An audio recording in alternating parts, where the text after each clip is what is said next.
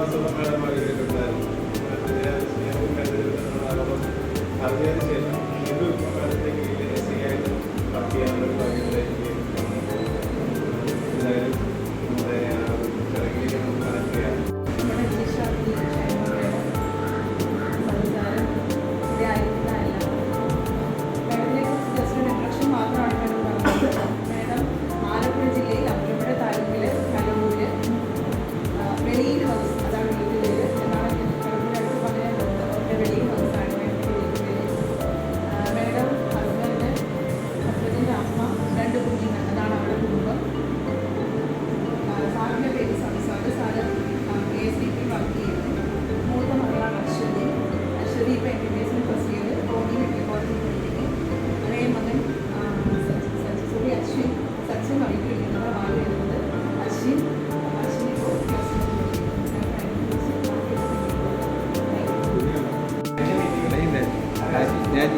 അതുപോലെ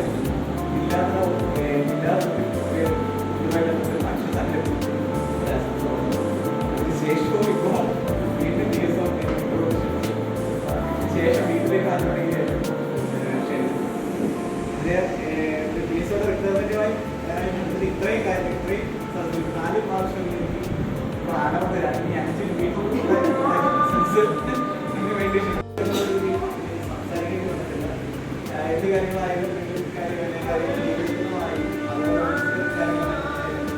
ജില്ലയിലുണ്ടോ സംസാരിച്ച് അതിന് സൊല്യൂഷൻ ഉണ്ടായിക്കൊണ്ട് മുന്നോട്ട് പോകുന്ന രീതിയിൽ ആക്റ്റീവായിട്ട് ഇടപെടുന്ന രീതിയിൽ തന്നെയായിരിക്കും എല്ലാവർക്കും മുമ്പോട്ട് എന്താ തരാത്തെന്നുള്ളൊരു ചോദിക്കുന്ന ഒരു അവസരം എന്ന് പറയാൻ പറ്റില്ല.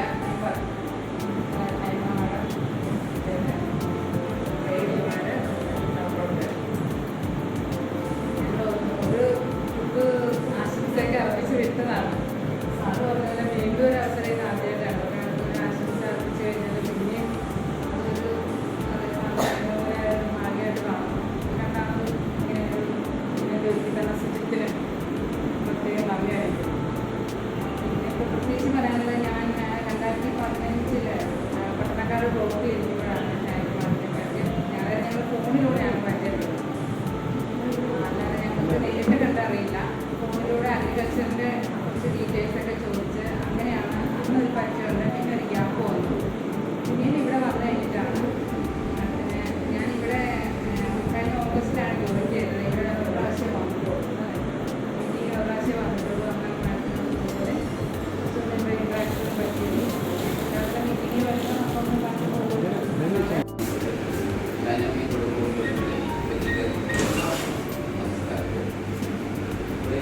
രാവിലെ പിന്നെ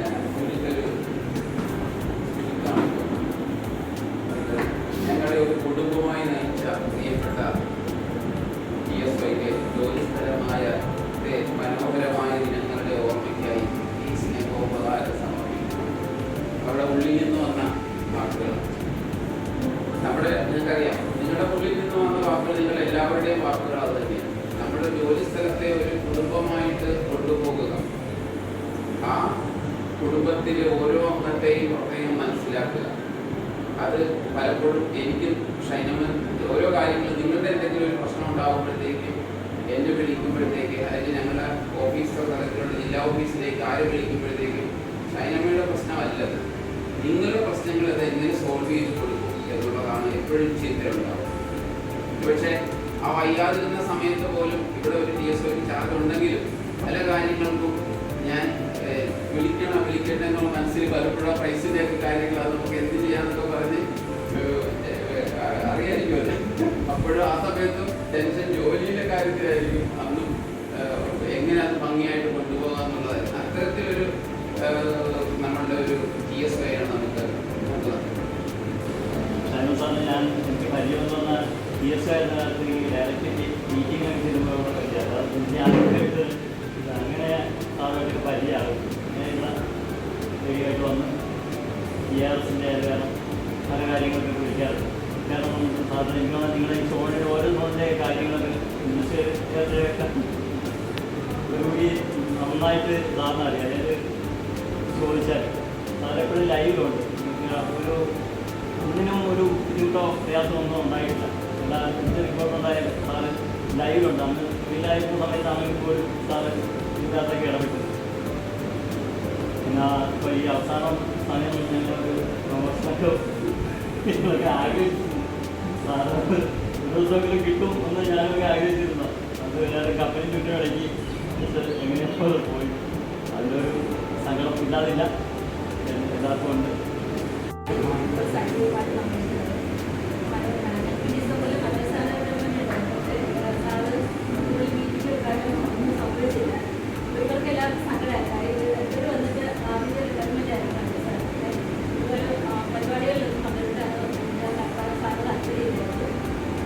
അപ്പോൾ ഞങ്ങൾ വിചാരിച്ചു നേരത്തെ ഇതെല്ലാ പരിപാടികൾക്കും ഇപ്പോൾ നോട്ടീസ് അടക്കം എല്ലാം ഭംഗിയായിട്ട് നടത്താനായിട്ട് ഏറ്റവും കൂടുതൽ പ്രവർത്തിക്കുന്നത് സാറാണ്. സാറിൻ്റെ ഐഡിയയിലാണ് എല്ലാ കാര്യങ്ങളും കൊണ്ടുപോകുന്നത്. പിന്നെ ഈ നാട്ടിനെ കുറിച്ച് പറയാനെങ്കിൽ ക്ഷേത്ര നാടൻ ക്ഷേത്രമായിരുന്ന കാലങ്ങളിൽ എനിക്കറിയാം.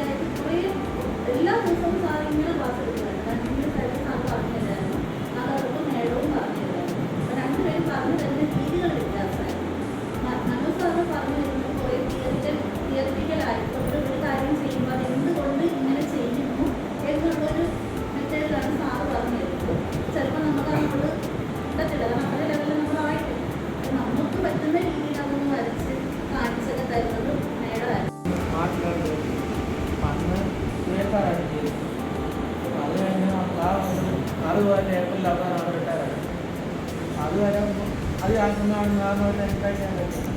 അത് കഴിഞ്ഞ് മാഡം മാഡം ആണ് ഞങ്ങളെ ഇതിനെ കൊണ്ടുപോയി വേറെ ഓരോരുത്തരെ മനസ്സിലാക്കി അവിടെ നിന്ന് കൊണ്ടുപോയി ശരിയാ പറയുന്നത് നടന്നില്ല. മേഡത്തിന് ഞാൻ അതിനെ ഉണ്ടാകുന്ന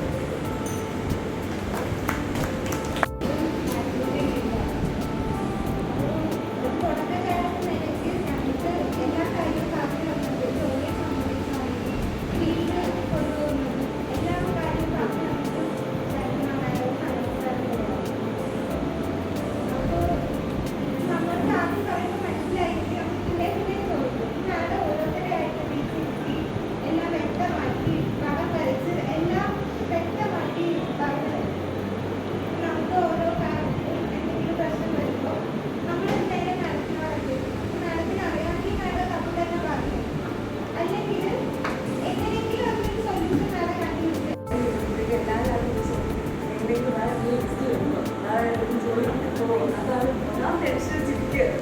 അതായത് അങ്ങനെയൊക്കെ ചോദിച്ചാൽ അവർക്ക് വളരെ ടെൻഷൻ ആയിട്ടാണ് കൊണ്ട് പറഞ്ഞു. പക്ഷെ മാം ഭയങ്കര ഫ്രണ്ട്ലി ആയിട്ട് സംസാരിക്കാം. ആ ഒരു ടെൻഷൻ മാം നന്നായിട്ട് കുറച്ചുണ്ടായിരുന്നു. പിന്നെ മാമിൻ്റെ സപ്പോർട്ട് മാം സപ്പോർട്ട് ചെയ്യുന്നുണ്ടായിരുന്നു.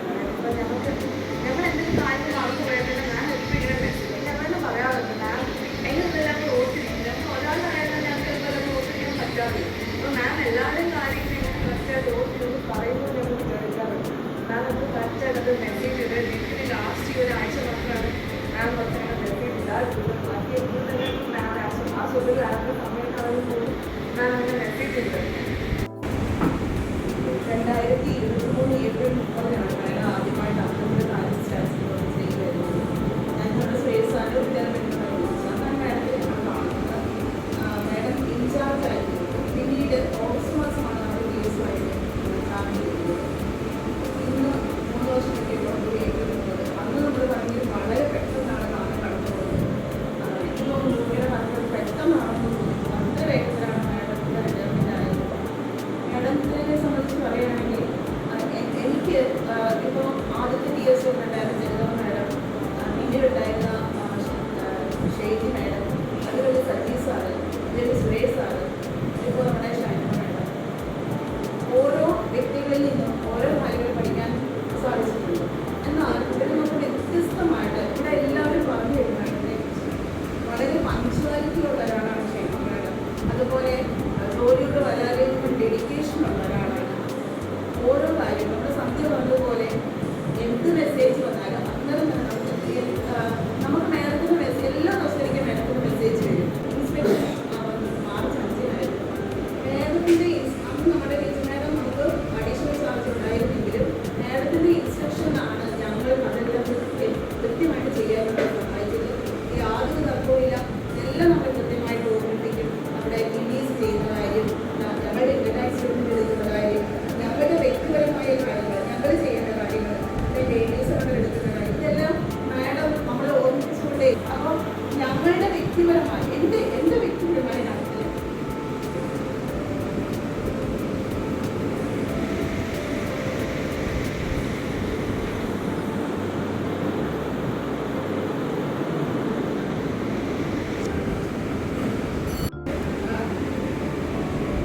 ഞാൻ അറിയാതെ ചിലപ്പോൾ എൻ്റെ ബാങ്കക്കൗണ്ടിലേക്ക് എത്തുക വരും. ഞാൻ അറിയാറില്ല. ഞാൻ വിളിക്കും. ഞാൻ വേണമെങ്കിൽ പൈസ ഇട്ടെന്ന് വിളിക്കും. അപ്പം മേഡം പറയുന്നത് ട്രഷറിയിലേക്കും അല്ലെങ്കിൽ അവരുടെയൊക്കെ ഫോണിലേക്ക് സാറിയില്ല ഇങ്ങനെ പറയാറുണ്ട്. അതിപ്പോൾ ഇവിടെ പോകുമ്പോൾ എൻ്റെ കാര്യമില്ല. എനിക്കിത് ഞങ്ങൾ പറഞ്ഞിട്ട് തുടർന്ന് ഞങ്ങൾ എല്ലാം പറഞ്ഞപ്പോൾ എന്നെ വിളിക്കും. മേഡം ഈ മാസം വരേണ്ടി വരും. ചെറുതൊപ്പെടുന്നുണ്ട്. അപ്പോൾ വരും മേഡം. മേഡത്തിന് എല്ലാവിധ നന്മകളും ദൈവം തരട്ടെ എന്ന് ആശംസിക്കുന്നു. എല്ലാ അനുഗ്രഹങ്ങളും ദൈവം നൽകട്ടെ. ഞങ്ങളെ ആരെയും മേഡം മറക്കത്തില്ല പറയാം. നടക്കത്തില്ല കാണും. ഞങ്ങൾ നടത്തി ഒരിക്കലും നടക്കത്തില്ല. എല്ലാവിധ ആശംസകളും ദൈവം